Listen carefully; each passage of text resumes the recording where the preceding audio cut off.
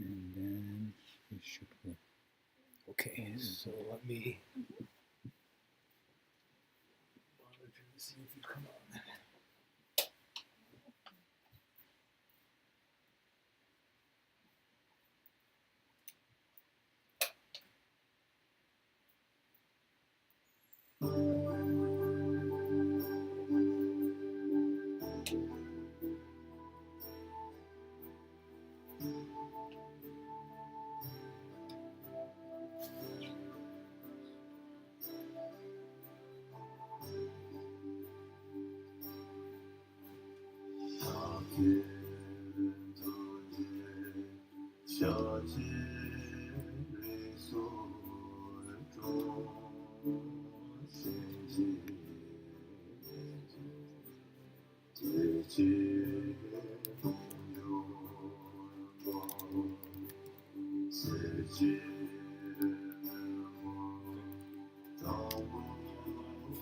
It's on?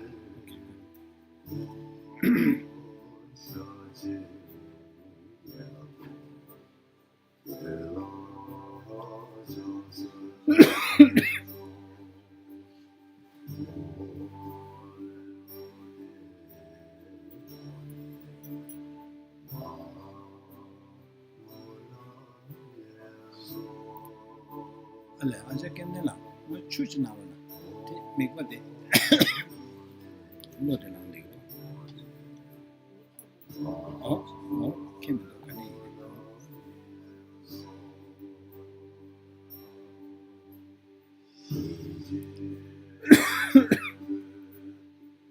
How long did it take for you to come? So, like for the drive here? Mm-hmm. Oh, about 12 minutes? about 20 minutes. 20 minutes, okay. How about you? You came all the way from 35? 45, 35. 35.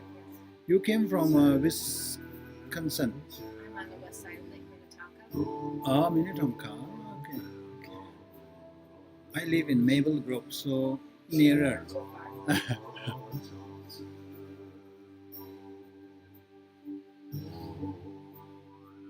So normally we give 5 minutes for people to tune in. Yeah.